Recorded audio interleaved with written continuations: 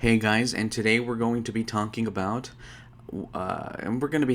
this essential question in this decade, and that is, what are conservatives conserving? What are Republicans conserving?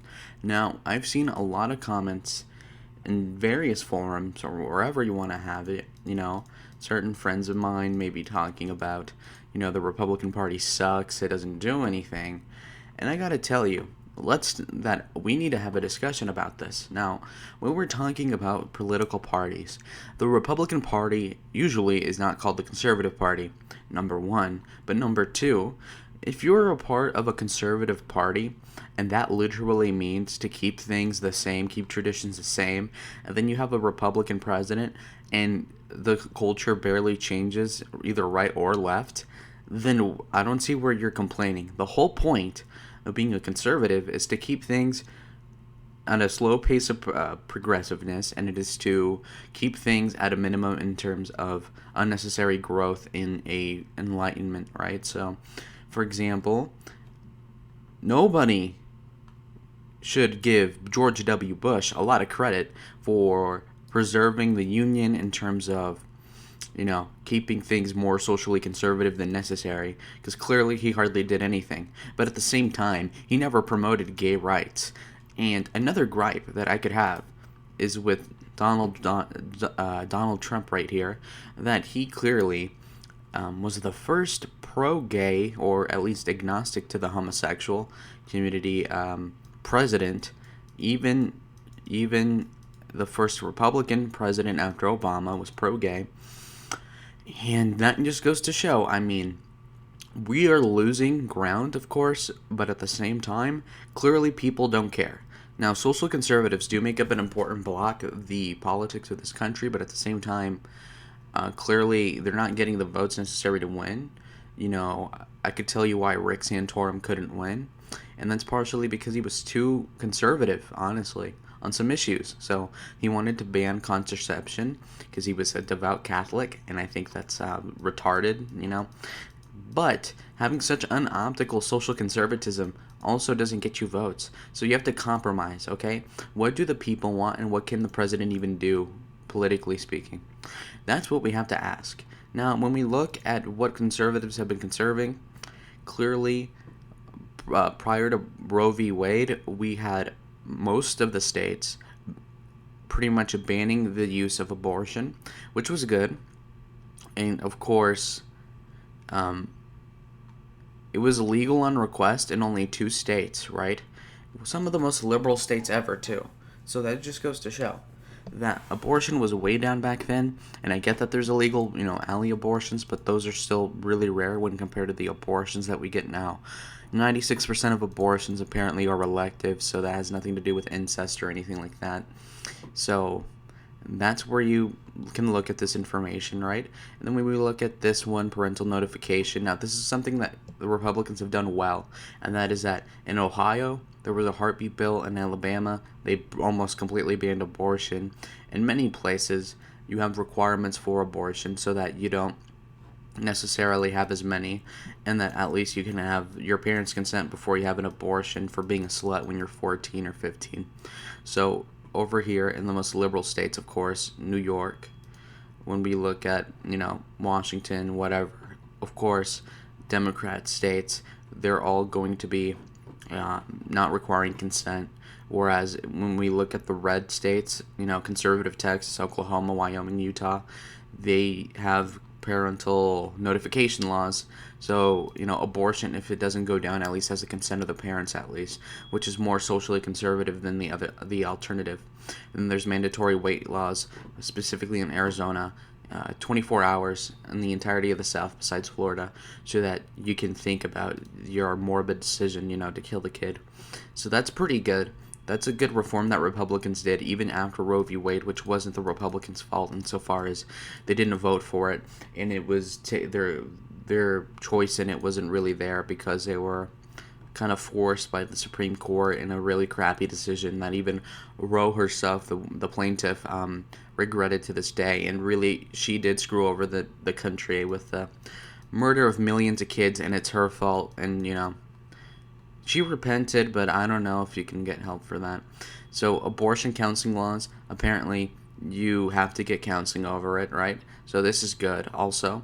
So, we're working within the laws, but at the same time, we've not had the majority in the Supreme Court for long enough, or have not gotten the appropriate situation to where we would overturn the cases.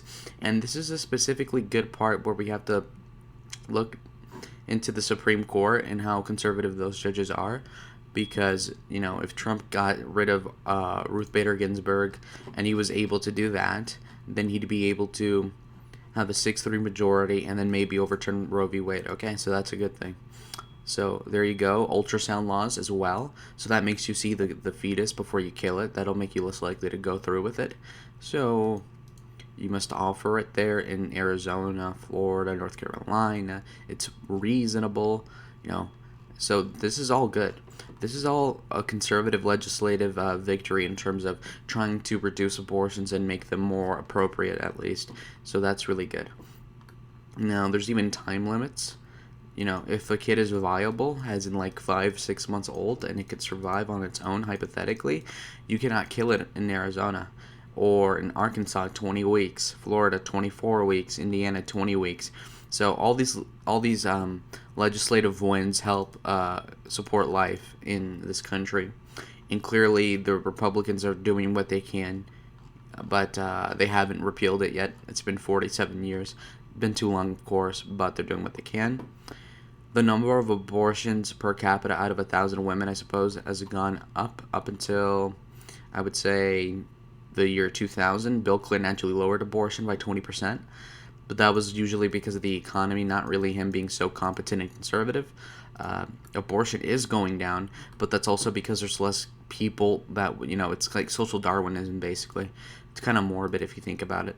But when we look at another issue, such as gay marriage, we would look at the legality of such a thing.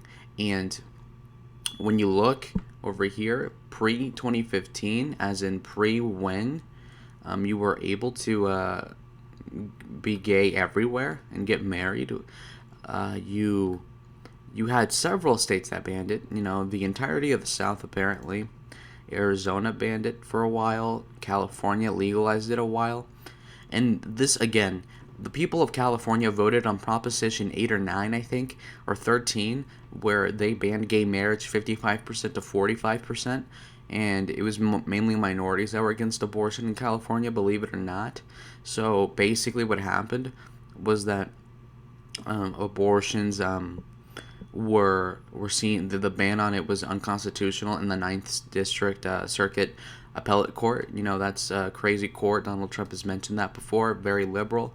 They threw that down. Even the people voted on banning abortion, but that retard judge, liberal, repealed that. So that's a loss for conservatism, but that wasn't the Republicans' fault.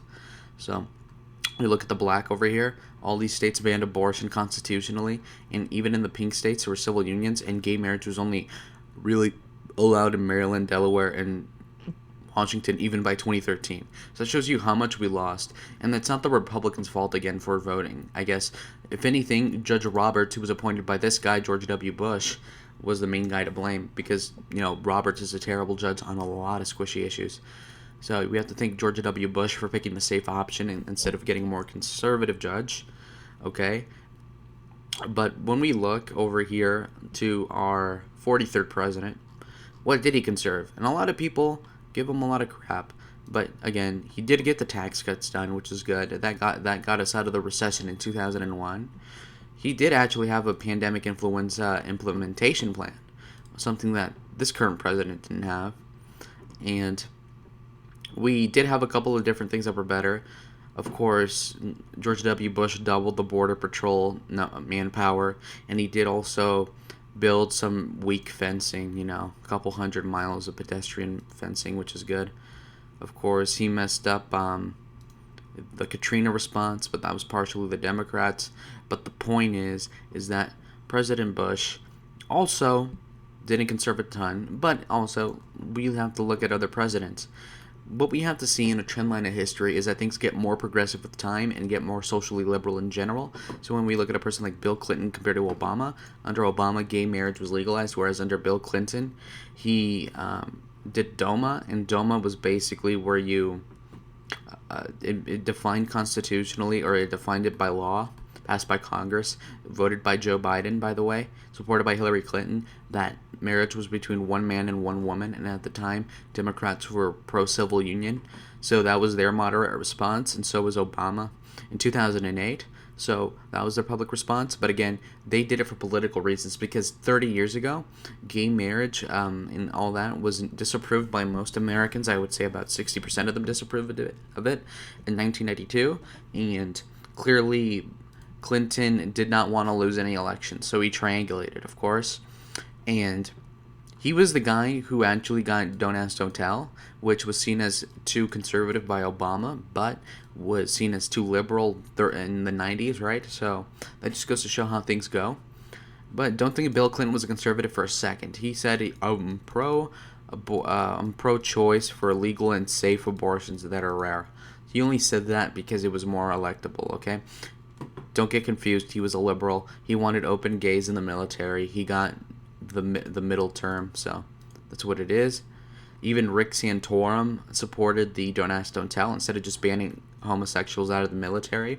So it just goes to show that we're losing ground, but that's not necessarily the politicians' fault, but more so the people that are changing. And remember, politicians represent the people, okay? So it's not that the politicians are really liberal, it's more so that the people are either more liberal or more conservative. So when you ask, what was FDR's position on gay rights? He was probably for gay rights, but for the sake of being president, he was against them. It wasn't really an issue in the 40s, to be fair. When we look at George Herbert Walker Bush, he did conserve a couple of things, and that was mainly the world order.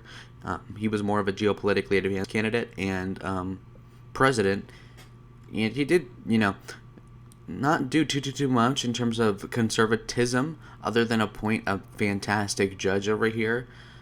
Clarence Thomas, I think debatably the most conservative judge we've had in decades. So very good, more strong than John Roberts, who was picked by his son, who was supposedly more socially conservative than him.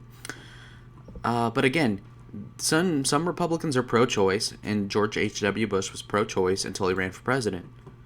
Okay, because he was a northeastern liberal who went to Texas and changed his mind, apparently. But that's how you go, alright?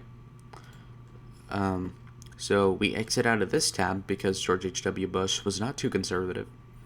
And another good thing that the Republicans did was that they did the Mexico City law, which basically cut all foreign aid that went towards abortion. Of course, that's good.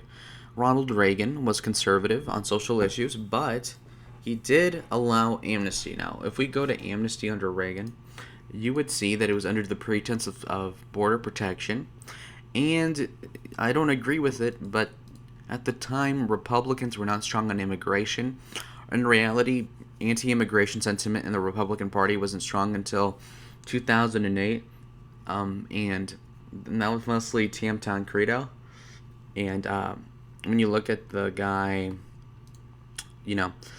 what was I going to say? I was going to say this, that Pat Buchanan was strong on immigration, but Pat Buchanan didn't represent the party. And Pat Buchanan in the 1992 primary for the Republicans, you could also see that he primaried the President George H.W. Bush exactly because of the fact that he was not conservative enough. But clearly, he only got 23% of the vote, so most Americans don't agree with a paleoconservative leader. And people, of course, David Duke ran, he got 1%. That's kind of insane to me. But most people don't agree with paleoconservatives, honestly. Not even most Republicans. Look at this vote, okay? And then if you look at the 1996 election, Buchanan got about 20-ish%, like always. So, like I said, Pat Buchanan and paleocons that are that far right will only get like a quarter of the vote. So the Bernie Sanders faction in the Democratic Party is bigger than the paleoconservative America First supposed part of the party in the Republican side. So, you have to work within the paradigm of being a moderate establishment Republican. Whether you call that a neocon or not, that's what it is. And clearly, you have to work with the political ramifications at the time, and you have to get reelected, of course. So that's what you have to do. So, for example, Donald Trump, sure, he's not strong on gay rights, but what the hell is he going to do? If he were anti-gay, you know, what would he get out of it politically? That's what I gotta say. And honestly, I don't think that he would get anything. I don't think he would get anything out of that. Just more hate. So that's that. And then when we look at the, general conservative consensus, we have social conservatism as just being a plank, okay? In the Republican Party, there is a lot of different things. You have different schools of thought. You have the Trump wing, you have the libertarian Republicans, you have the fiscal conservatives, the compassionate conservatives, the traditional ones, the neocons, etc. And you have to bind that all together. So as a representation of this, you have to look at the presidents. Now, Trump is a populist, and he's not a neocon, and he's not a social conservative either. But then we look at George H.W. Bush. He was a social conservative, weak on immigration, and a neocon. We look at George H.W. Bush. He was a neocon, weak on the social issues, weak on immigration. Ronald Reagan was a strong conservative. He wasn't a neocon, and he was weak on immigration. Gerald Ford was a moderate Republican. Richard Nixon was a moderate Republican. Dwight Eisenhower was a moderate Republican. Herbert Hoover was a capitalist, laissez-faire Republican. Calvin Coolidge was a libertarian Republican. Warren G. Harding was similar. And we go back to the progressives of like over 100 years ago. But we have to get the essence of the question, and that is that why would the Republicans conserve something if the Republicans are not united? We're not working off of a Bible here exactly as a party. We're not working as if we are, if there's 10 Republicans' commandments. There isn't any. That's the fact. There's no consensus on these things. And honestly, I don't see how you can expect somebody who has an approval rating of like 40% to start banning stuff that's like very popular. So let's just look up the approval rating of gay marriage by year, and I'll show you that it is even by Pew Research standards, it's very clear that it's going up in approval. When we look at when it was legalized when it was at 55% approval rating, and we're about at 60%. That's the peak. That's the ceiling. Now that means that most Democrats, like 90-something% of them, approve of gay marriage. About 80, that leaves, I would say maybe 75% of Republicans, 80% of Republicans that don't favor gay marriage, right? So look at this. In 2000, we had most people against gay marriage. So remember, George W. Bush in part won the Hispanic vote by as much as he did because he was so anti-gay at the time, which was popular, 60%. And it just goes down, Obama, when it was not cool to be pro-gay, he was anti-gay, and then 2012 onwards, when it was popular, he switched sides. Same thing with Hillary. And if we look at the racial things as well, black people don't approve of gays, but they're Democrats. So there's not a correlation. Not all conservatives that are socially conservative on the issue of gay marriage, like a lot of older black people are going to align with the Republican Party. And the Republican Party, who has mostly conservatives in it, aren't going to do the most conservative things. And that's clearly just a thing of life, right? And that's what we have to understand. So look, approval of gay marriage is at 45% almost among Republicans.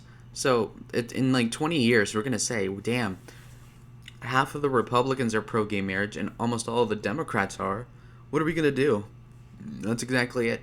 So if we're Republican, in 50 years, when disapproval of gay marriage is like 20%, like if Pat Buchanan's grandson were a politician, he would get nowhere because he wouldn't be representing the people, of course.